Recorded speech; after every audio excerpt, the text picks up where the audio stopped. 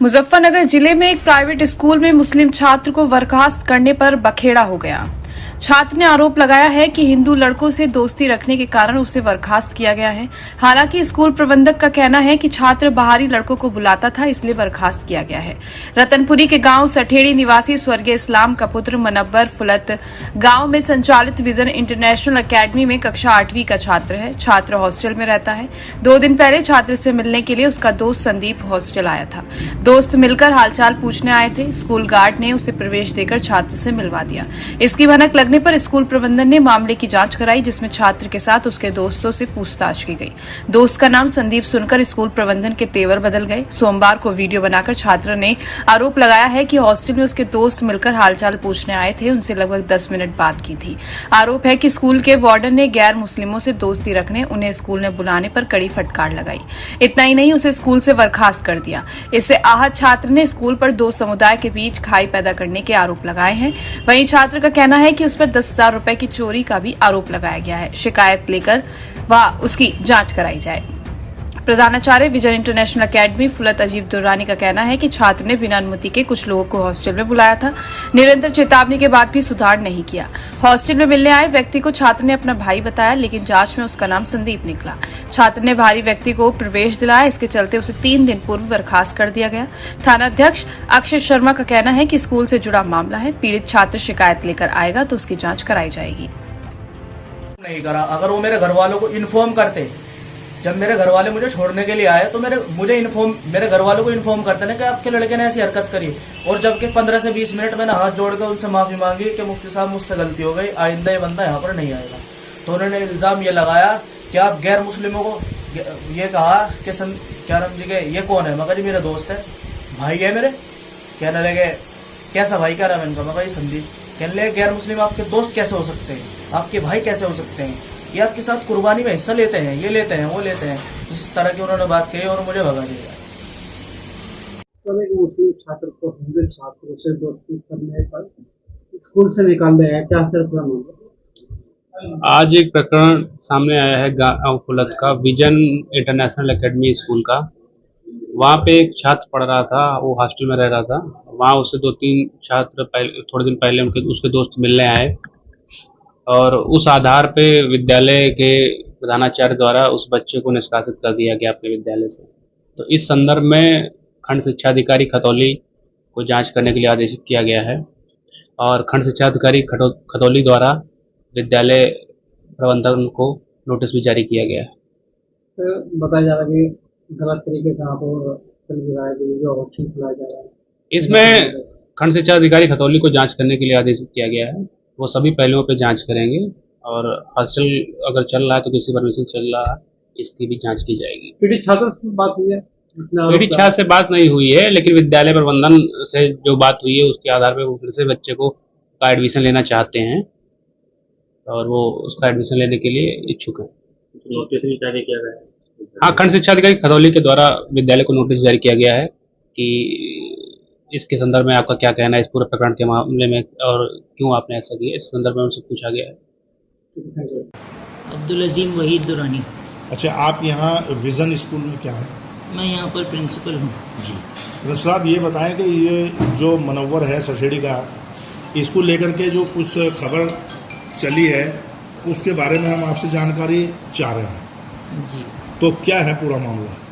देखिए, मामला ऐसा है कि जो हमारा स्कूल है वो मदरसे के वो बच्चे जो हाफिज़ होते हैं उनको मुख्य धारा से जोड़ने के लिए, क्योंकि हमारी सरकार, हमारे मोदी जी भी यही कहते हैं कि मदरसों के बच्चों के एक हाथ में कुरान और दूसरे हाथ में कंप्यूटर होना चाहिए। उसको लेकर के ये इदारा चल रहा है और मदरसे के बच्चों को हम स्कूल से जोड़ रहे हैं मुख्य धारा से, और बच्चे माशाल्लाह मुख्य धारा से जुड़ भी रहे हैं।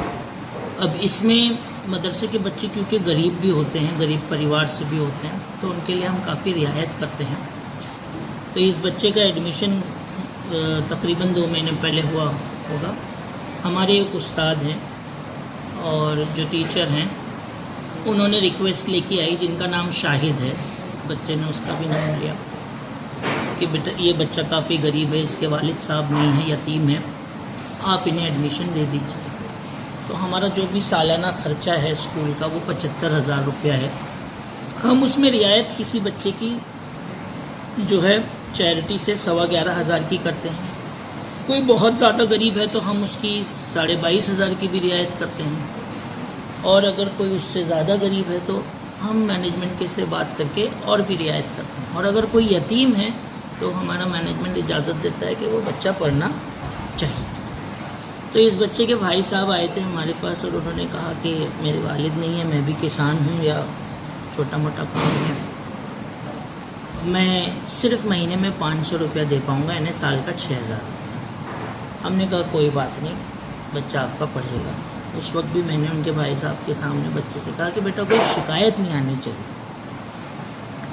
आप यहाँ पढ़ें, आपको हम पढ़ाएंगे और आप मुख्यधारा से जुड़ेंगे भी, आपकी कोई। उसने भी कहा कि नहीं आना चाहिए, बच्चा ही है। जब वो जुड़ा तो उसकी 2-3 शिकायतें उसके टीचर्स के पास आई होगी, टीचर्स ने उसको समझाया वगैरह, और भी कुछ शिकायतें आई होगी, जैसे कि कुछ हमारे जो रूल्स रेगुलेशन है उसमें ये है कि माँ या बाप या गार्जियन, बस यही आना चाहिए स्कूल।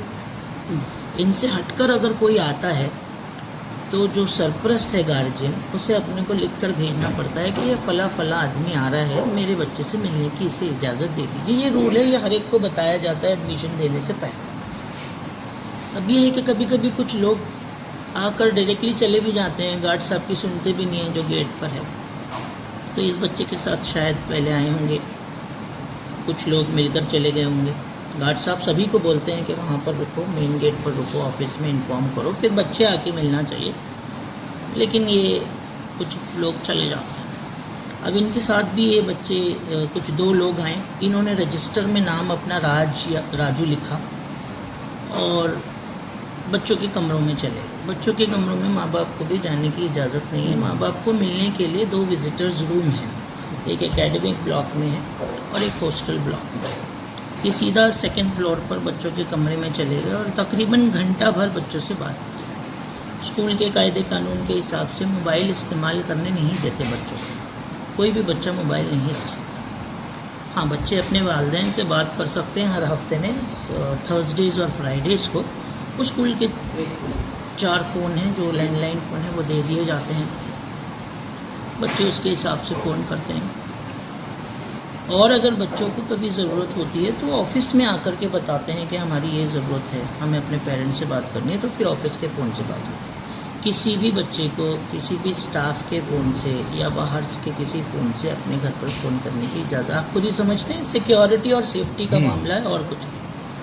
अब ये लोग आए, जो भी 2 लोग होंगे, पहले तो उन्होंने रजिस्टर में नाम अलग लिखा और उनके नाम अलग थे, और फिर बच्चों के साथ गए ऊपर और बच्चों के साथ कमरे में बैठा, उनकी रिकॉर्डिंग है।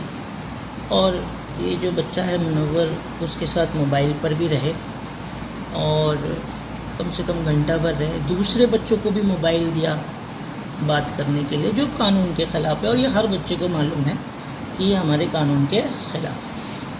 अगर बच्चों को बात करनी होती या उस बच्चे से उसके परिवार से बात करवानी होती, तो ये जो भी लोग आए थे वो ऑफिस में आते हैं, बोलते ये मुश्किल है, ये परेशानी है, इस बच्चे के पेरेंट्स से बात करवा दो, ऐसा कुछ नहीं। जब घंटा भर बाद हमें पता चला हमारे स्टाफ को कि कोई लोग हैं बच्चों के कमरे में, कैमरा से पता चला, तो स्टाफ को भेजा गया कि उनको बोलो कि आप को अलाउड नहीं है, आप जा सकते हैं। फिर बच्चों से पूछा गया तो कुछ बच्चों ने कहा कि उसमें से किसी के पास से कुछ बात भी आ रही थी।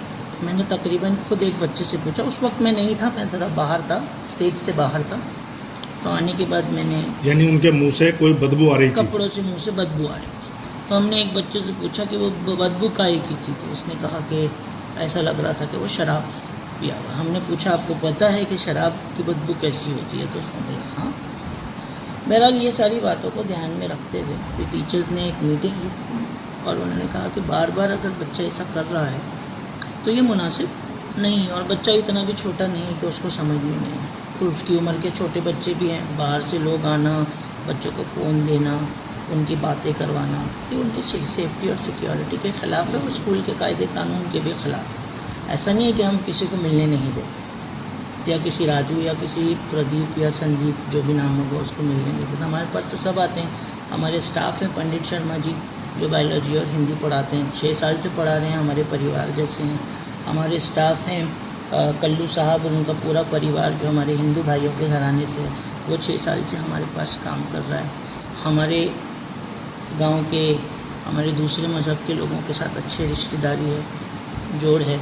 हमारे फंक्शंस में आई भी हैं इससे पहले, उसकी भी फ़ोटो है। अब बहरहाल इस बच्चे के लिए जब डिसीजन हुआ कि ये बार बार अगर कानून तोड़ रहे हैं तो मुनासिब नहीं है, फिर ये भी पता चला कि इस बच्चे ने दूसरे बच्चों से थोड़े थोड़े करके 5,000 रुपये लिए। स्कूल में अगर बच्चों को अपनी पॉकेट मनी जमा करवानी होती है तो वो वार्डन साहब के पास करवाते हैं और किसी के पास नहीं। हर बच्चे को पता है